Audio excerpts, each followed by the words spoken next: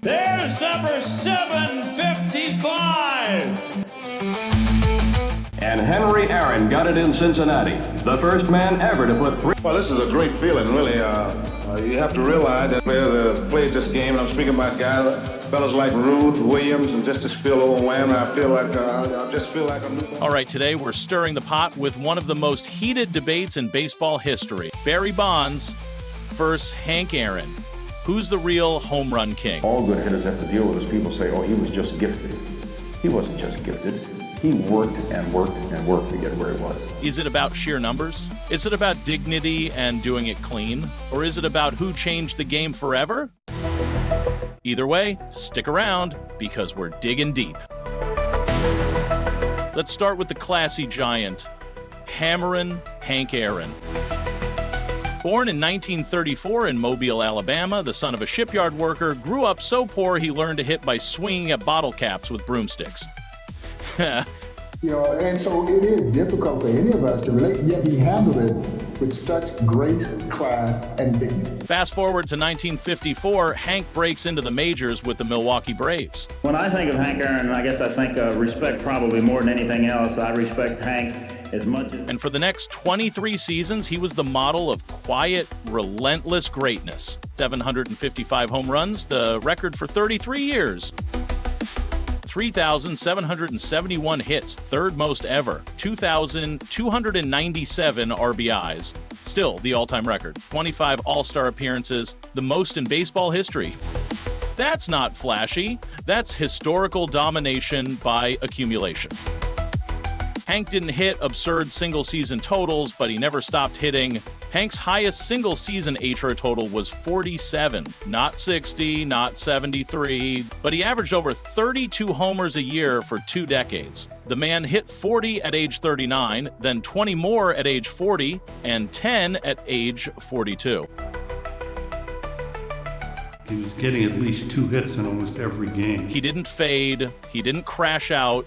He was basically a metronome of power. Actually, I used to think about, well, wouldn't it be nice if you hit a come clinching Swinging a drive back into center field, going back. And that's what made him so dangerous. Pitchers never got a break. Year after year after year, Hank was still there, calmly flicking homers over fences with that beautiful inside-out swing. But the real story? It wasn't just the baseball. Imagine being a black man in the South in the 1,960... Right, close to 3,800. You take away the 755 home runs he hit, and he still got 3,000 hits. Chasing down Babe Ruth's sacred white record. Hank got death threats every day.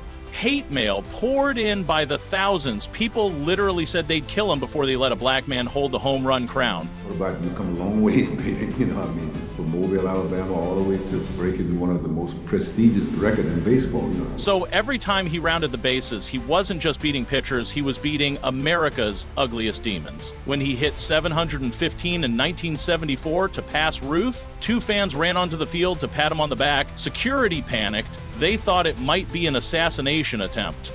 And what did Hank do? He kept trotting, head high, smiling, like the absolute embodiment of grace. Now let's flip it. Enter Barry Lamar Bonds. Reminds of us to play baseball. They're in baseball. Hank is the king. Born 1964, the son of MLB star Bobby Bonds, godson of Willie Mays, Barry was basically baseball royalty by blood. From day one, Bonds was a freak. In Pittsburgh, lean fast, already winning MVPs, stealing 50 bases, winning Gold Gloves. By the time he landed in San Francisco, he became an absolute juggernaut, 762 career home runs, the all-time record. 73 in 2001, the single-season record. 609 career slugging, 1444 OBP, 2,558 walks, most ever. Millions and millions of pieces of mail from people that were resentful simply because of the fact that who I was, they just was not ready for a black man to break that record. He showed us the 8 million. Something. Pitchers literally walked him with the bases loaded. They'd rather give up a guaranteed run than let him swing. That's not baseball, that's fear. The Bonds peak was UN fair. From 2001 to 2004, Barry Bonds might have been the most dominant hitter in the history of any sport, any era. His OPS in 2004, 1.422. That's not real. He broke baseball. Fans would boo pitchers who intentionally walked him, but managers still did it because letting him swing was suicide. That says Barry Bonds is any different from when he was in high school. Barry Bonds didn't give a shit then. Barry Bonds don't give a shit now. Pitchers would throw him balls 4 inches off the outside corner. Bonds would just lean out, flick his wrists, and the balls landed in McCovey Cove. He had hand-eye coordination and strike zone control like nobody else. You couldn't trick him, you couldn't overpower him, you could only avoid him. All right, the PE elephant-sized syringe in the room. Now, look, let's not be naive. Barry Bonds is the face of baseball's steroid era. It was linked to Balco, grand jury testimonies, hat sizes growing, acne, all of it. A lot of people here tonight who helped you get here, but one person who's not able to be here is Greg Anderson. Is there a message you'd like to send out to him? Why are we in that conversation? A lot of Just people... another negative question. I'm not going to get into that. Bonds never officially tested positive under MLB testing because testing was still a joke.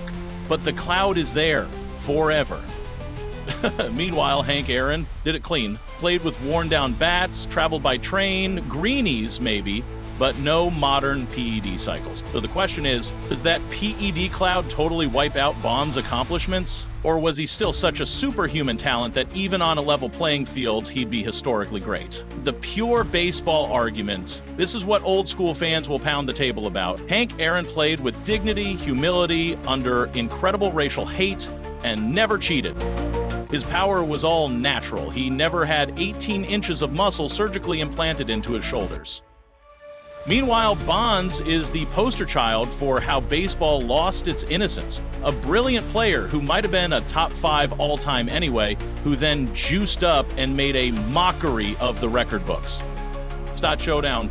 Hank Aaron, Barry Bonds. Home runs, 755 to 762. Hits, 3,771, 2,935. RBIs 2,297, 1,996. AVG.35.298. OBP-374. 444. SLG.5055.607. OPS plus 155, 182. 143, 162. MVP 17. So Bonds was the better adjusted hitter, the more efficient terror. Farron was the king of accumulation, never slowing, never stumbling. You pick what matters more. My spicy final take. All right, here's where I'll lose half of you. I'm drafting for one season, I'm taking Barry Bonds. Because peak Bonds was literally the most unstoppable force in sports history. More unstoppable than Jordan, more unfair than Gretzky. If he swung, the pitcher was in trouble. But if I'm telling my kid who's the real home run king, who's the better legend for baseball? It's Hank Aaron, no question. Because records fade, but respect lasts forever. Hank did it clean, did it with dignity, and he did it while carrying the weight of America's racial sins on his shoulders. That's worth more than 7 MVPs on the juice. Your turn. Light up the comments. All right, enough from me. Who's your home run king? Is it Hank Aaron? Or is it Barry Bonds? Drop your take in the comments. Smash like if you love these debates, subscribe for more spicy baseball history, and hey, tell me who's next. Ruth versus Bonds? Griffey versus Trout? Ohtani versus literally everyone? Thanks for watching, baseball fam. Keep loving the game, keep arguing about the legends, because honestly, that's what makes this sport the best in the world. See you in the next one. Coming next, Mike Trout versus Mickey Mantle. It's just the best.